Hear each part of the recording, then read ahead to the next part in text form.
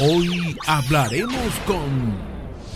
Hoy hablaremos con el filósofo argentino Guido Arditi, quien después de haber estado en la India, actualmente se dedica a ser investigador en filosofía de la tecnología. Sin embargo, con él tocaremos un tema un poco más antiguo, la ética en la vida cotidiana.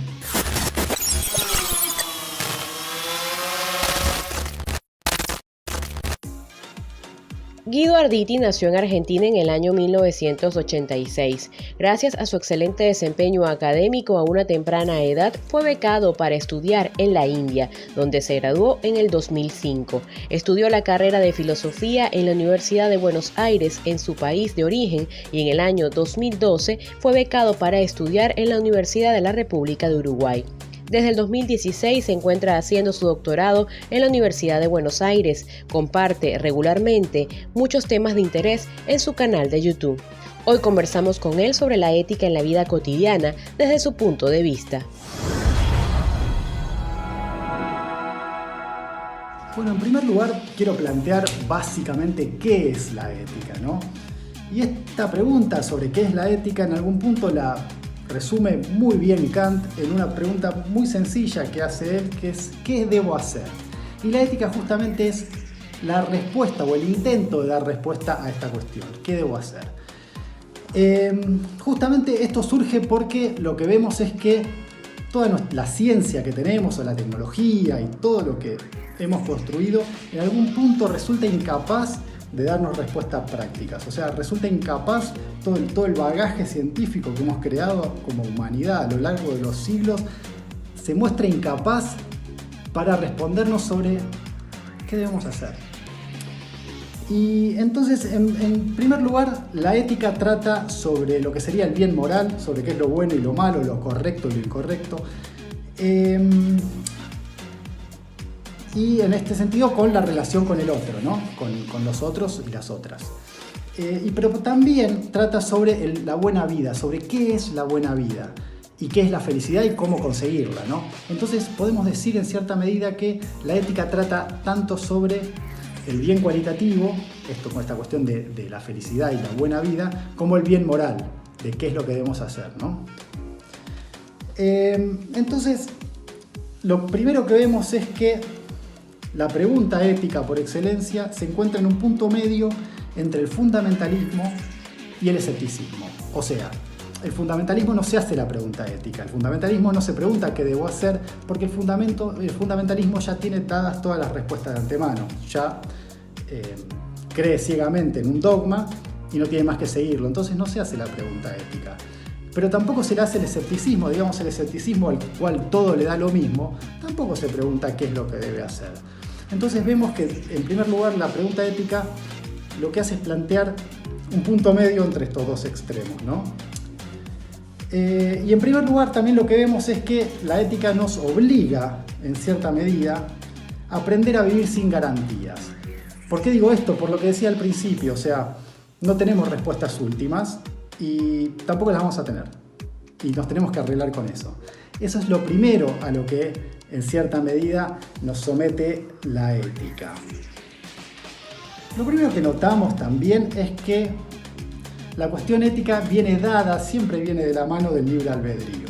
O sea, se supone que debemos tener la libertad de elegir el modo de actuar y que solo actuando consciente y voluntariamente es que podemos dar cuenta y ser responsables de nuestras acciones. O sea, si yo actué por accidente o por compulsividad, se asume generalmente que yo no puedo ser juzgado éticamente por las acciones que he realizado, ¿no?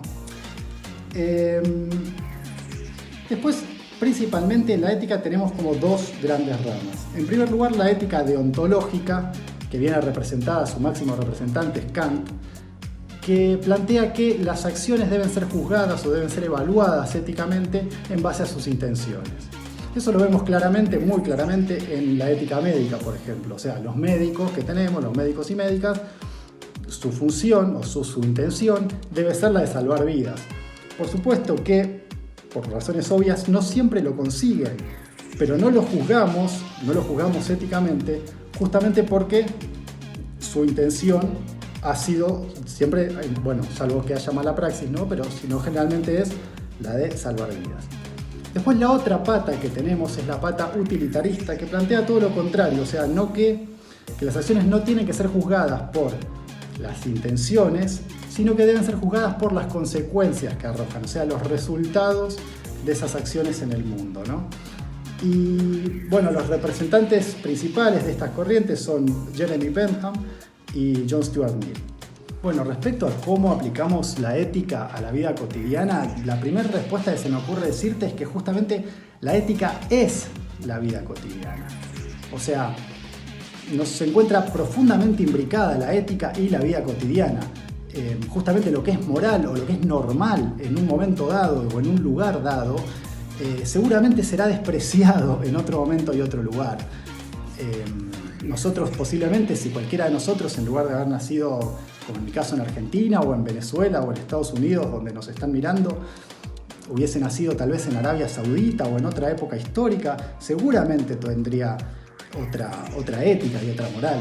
Entonces, digamos, la ética siempre es relativa a un contexto. Por otro lado, se me ocurre pensar muchas cuestiones porque muchos hoy en día piensan que, bueno, que la ética es algo que hacían los grandes filósofos hace mucho tiempo, con Aristóteles, con Kant y demás, pero la ética está recontra presente en todos los aspectos de nuestra vida actual. Yo pienso, por ejemplo, en mi país, en Argentina, estamos atravesando hace ya algunos años un debate sobre el aborto, ¿no? Ese es un debate claramente ético. Y es muy curioso, ¿no? Porque en ese debate hay dos posiciones antagónicas y la curiosidad es que ambas posiciones, tanto quienes estamos a favor de la legalización del aborto como quienes están en contra, creemos estar en favor de la vida, o sea, creemos estar defendiendo la vida. Quienes estamos en favor, justamente protegiendo la vida de las mujeres que abortan clandestinamente y ponen en riesgo su salud y su vida, y quienes están en contra creen estar defendiendo la vida de los embriones, ¿no? De ahí hay una cuestión ética muy, muy interesante, ¿no? Porque, digamos, podemos decir que en nuestras sociedades democráticas occidentales, tal vez el principal valor que tenemos culturalmente es la vida, justamente, ¿no? Esta cuestión que yo decía, que ambas posiciones manifiestan defender la vida. Si pensamos que, por ejemplo, en la gran mayoría de nuestros países, no importa la atrocidad que haya cometido un criminal, nosotros no lo matamos, en general no lo matamos, nunca, sino que lo privamos de su libertad, que obviamente es otro de los valores, de los grandes valores que tenemos, lo privamos de eso. Pero es curioso porque, si bien no privamos a nadie de su vida, porque en cierta medida éticamente consideramos que ningún ser humano puede decidir sobre la muerte o la vida de otra persona,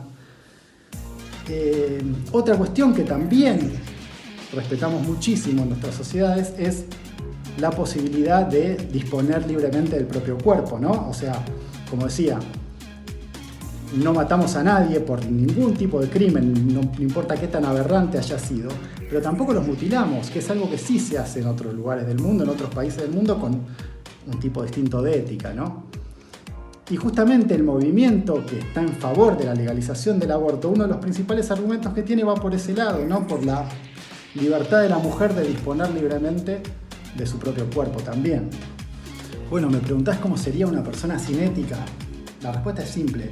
Nunca en la historia de la humanidad ha existido una persona sin ética. No existe, simplemente. Si yo te dijera, por ejemplo, alguien que cree que el sentido de la vida es meramente la persecución del placer, incluso simplemente el placer sensual, bueno, eso existe. Se llama el hedonismo, es una escuela ética, de hecho, que ha existido en la antigua Grecia. Si yo te dijera, por ejemplo, alguien que considera que cada uno debe perseguir sus fines egoístas, bueno, eso también es un tipo de ética. La ética en realidad es todo comportamiento orientado en relación a un valor. Pero en este sentido yo te quería traer un ejemplo que a mí me resulta muy interesante, que es de Richard Rorty. Es un filósofo que se dedicó a estudiar a los justos entre las naciones. Los justos entre las naciones son todas aquellas personas que no son, o no eran, mejor dicho, de religión judía, pero que ayudaron a los judíos durante la Segunda Guerra Mundial. O los ayudaron a esconderse o a escapar y demás. Y lo que él notaba es que estas personas no habían actuado en pos de un ideal humanista, creyendo que, bueno, son seres humanos, tal como lo soy yo, etc., sino que, digamos, esa relación, esa vinculación, esa identificación que habían tenido con las víctimas del Holocausto era muchísimo más inmediata, muchísimo más cotidiana, en el sentido de que ellos decían, bueno, pero ¿cómo no lo voy a ayudar si es un dentista igual que yo? ¿O cómo no lo voy a ayudar si manda a los chicos al mismo club a donde yo mando a mis hijos? O sea, la vinculación, esa identificación se daba a un nivel mucho más palpable, mucho más cercano que en pos de un humanismo idealista, digamos.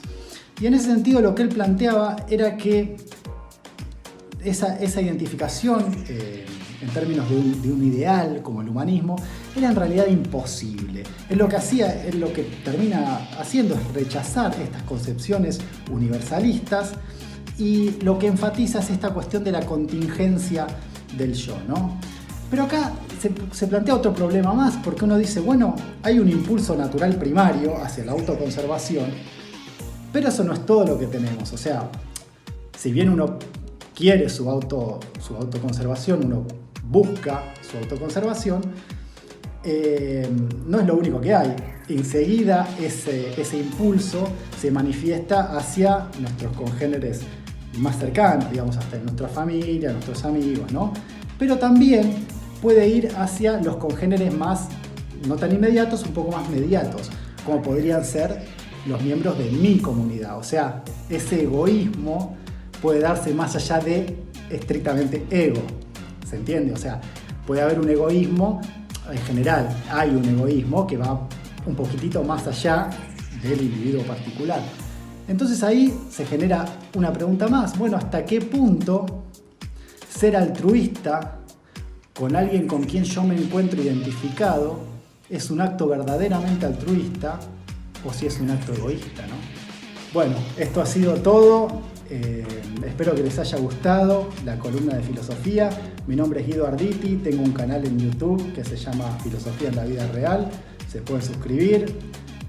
Así que les mando un beso a todo el equipo de Guapas y Apoyadas y en especial a Jack Miguel.